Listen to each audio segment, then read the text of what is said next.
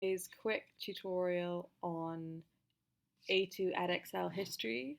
So what I'm going to be teaching today is sort of an overview of one of the A-level history topics, namely the USA boom, bust and recovery. So this is option 2H of the Edexcel A-level history board. And today I'm essentially going to be going through two things.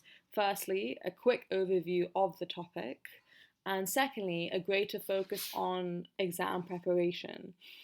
And I'll be doing that by focusing on this exam question here, which has been taken from the June 2018 question paper, that the Smoot-Hawley tariff was the most damaging of the attempts to deal with the economic downturn during the presidency of Hoover. How far do you agree with this statement?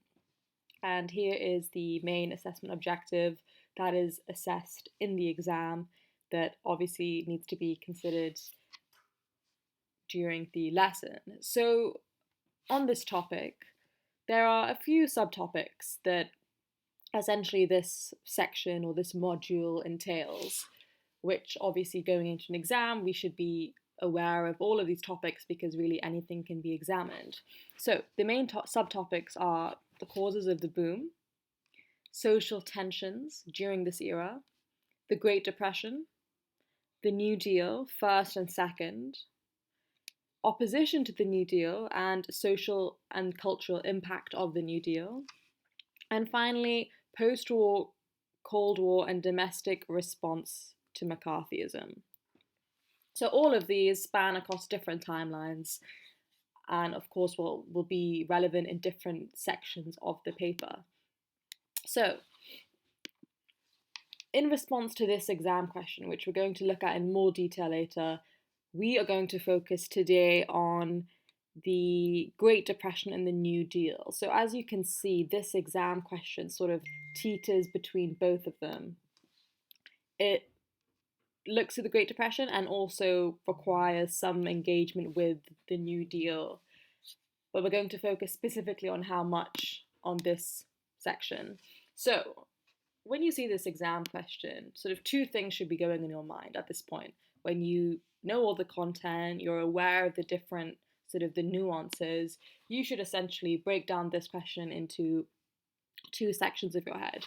Pre-New Deal measures, which is denoted on the left side in the purple, and then the New Deal measures and the themes that are relevant here. So obviously, the bulk of this course, as you can see, the last sort of 2-3 subtopics of this topic focuses on the New Deal because there's so much going on. I mean, here, as you can see, there's the first New Deal, which was in 1933, the second New Deal, which was in 1934 to 36, and arguably even the third New Deal, which is from 1937 to 39. So there's a lot going on here, and I'm sure this is the main emphasis of revision. And the themes are here, as you can see in my not so neat writing. You've got the big state, this idea of state intervention into the economy in order to, do the 3 R's, as they say: relief, recovery, and reform. So these are the key themes of the New Deal. And then you have the sort of less emphasized, more vague, brushed over aspect of the course, in the textbook at least, which is the pre-New Deal measures. And this is largely during the Hoover presidency, whereas, of course, the New Deal was ushered by Roosevelt, FDR for short. But interestingly, if you look at this question specific, and I picked it because it is trickier than the usual past paper question, the emphasis is not so much on the New Deal, but actually pre-New Deal. And if I can go to this section where we look at exam prep, here I've underlined the key aspects of the question that it wants you to engage with. So number 1 is the Smoot-Hawley tariff, giving a specific measure that it wants engagement with. And number 2 would be the most damaging. So this idea that, okay, was this measure, this legislative measure, the most damaging out of all measures? Number 3, this indication of different attempts. So automatically this should be sending a red flag that it's not simply a matter of discussing this specific tariff, but having to deploy several different measures, which the previous slide should help you with, which I'll go through in a minute. And then two other things that I highlighted were this idea of a downturn. So they're emphasizing the economic state, the condition that the measures were supposed to address, and a general sort of contextual time frame of during the presidency of Hoover. Now, this is very important because this means it doesn't want any of this, essentially. The focus is not on the New Deal measures, aka the first New Deal, the second New Deal, the third New Deal, but more so on these issues. And the question is, how far do you agree with the statement? Which I guess I should also underline here, is how far, meaning that this is a extent question. So they don't want you to answer in absolutes, but in fact to have a nuanced sort of essay structure. So before I go on to the structure here, there are a few issues that should be emphasized when dealing with this kind of question. First, they're asking for a critical analysis of this specific tariff. Second is that the emphasis on different attempts means that, as I mentioned before, you can't just emphasize this tariff and just discuss this tariff. Third, perhaps this idea that because they've mentioned the presidency of Hoover, but not necessarily President Hoover, that maybe they're hinting to other actors or other events, perhaps beyond the remit of President Hoover's responsibility himself. So maybe taking a broader aim at this essay question. And fourth, challenging the assumptions of the question. Now, I've underlined a few of the assumptions. The idea that all of them were damaging, can this be challenged? The idea that was it a mere economic downturn, or was it actually something a lot more, such as the Great Depression? And thirdly, this idea that during the presidency of Hoover, perhaps is there anything to mitigate his blame or his responsibility? For example, did he inherit problems from his predecessor? And fifthly, I mentioned here that even though it's tempting, avoid chronological order here. Now, before I go on to the structure, I'm just going to look at the overview of the key legislative and executive measures that are going to form the substance of an essay response to this question. So what are the main things that Herbert Hoover did? So obviously in the question itself, we have to talk about the Smoot-Hawley tariff. Now this was a protectionist measure which massively increased the number of import duties on goods from around the world. Now, this was passed to help the declining agriculture sector and farmers that were in a lot of trouble since the 1920s. But obviously, as a protectionist measure, it means that it impacts and heavy hits international trade. So obviously, there were winners and losers of this issue. The winners being, arguably farmers. The losers being those who were involved in big business and the more financial, most of the actors in the financial sector. Then there's also this issue of, were they leveling agricultural duties with that of manufacturing duties, which were also very high at this time in the US as well as around the world. So sort of relative comparison. And another thing to maybe think about is, was this tariff too far on the spectrum of general laissez-faire economics? So perhaps Hoover went too far on the other side in trying to disassociate with his label of being a laissez-faire Republican president. So that's the main issue that we have to engage with. And in my structure, that I'll go on to later, I suggest addressing this first.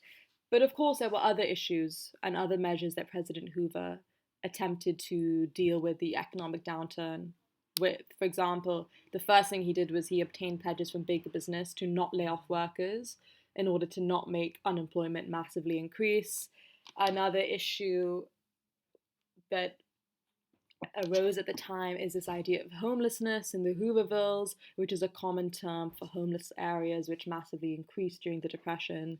So, for example, Seattle's main Hooverville lasted over 10 years from 1931 to 1941. And it kind of became a politicized label. So obviously it's taking Hoover's name implying direct responsibility. So perhaps also a relevant point or argument that we want to use in order to discuss President Hoover's blame. And then other measures that he implemented were the Reconstruction Finance Corporation, which was bailing out banks and businesses, as well as the Emergency Relief and Construction Act, which is about lending power to state relief programs and public works projects. And lastly, the Revenue Act, which is again another piece of legislation about increasing taxes to fund all of this government spending. Now, how do we formulate all of this information? The structure that I would recommend, and that has always worked well with examiners, is sort of this 6 or 7 steps.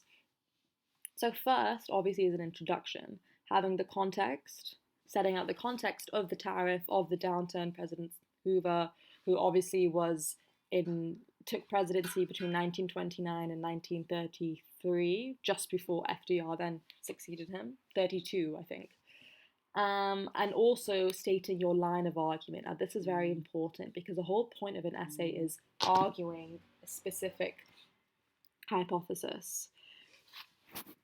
Now, the first argument would be the opening case for this idea that the tariff was the most damaging attempt. So the way I would structure it is siding with the notion in the question that it was the most damaging attempt and using this information to make your case for it. And then I think the third thing that I recommend is having a counter argument. So you don't want to argue in black and white, right? I mean, there are still arguably redeeming qualities of the tariff or perhaps President Hoover in dealing with the tariff. So this would make your answer more nuanced. So here, for example, things that you could include were this idea of leveling with manufacturing duties, this idea that perhaps some people gained in the sector. And also, I think the last point, this idea that he was going too far in order to not be passive and not to let just the markets do their thing, which was expected of a Republican president at the time, and even now still. Then the fourth issue in the essay would be other contributing or competing measures. So this is, again, dealing with the multiple attempts rather than the single attempt. And here you'd have to prioritize and justify your claims. So, for example, here you could bring in, for example, the first point, then you've got the homelessness and the Hoovervilles idea, and then obviously the other legislation.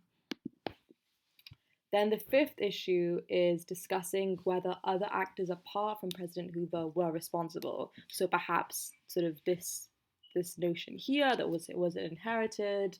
Was it the causes were simply too large to be dealt with in the way that he was doing it? Essentially kind of trying to distribute the blame and the responsibility.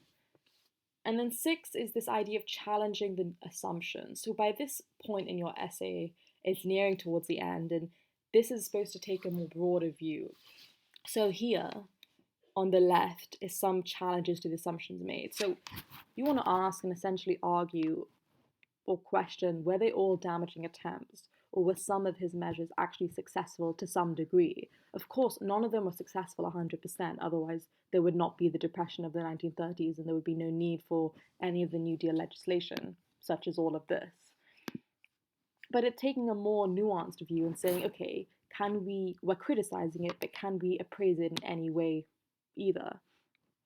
Secondly, was the issue a mere downturn, as the question suggests, or actually can you take issue with that and argue for a full-rooted depression, which meant that although the tariff could have dealt with a downturn, they couldn't necessarily deal with the depression, and sort of making that distinction between a downturn and the depression that the question skirts over. But I think it wants you to engage with this, which is an interesting scope for discussion.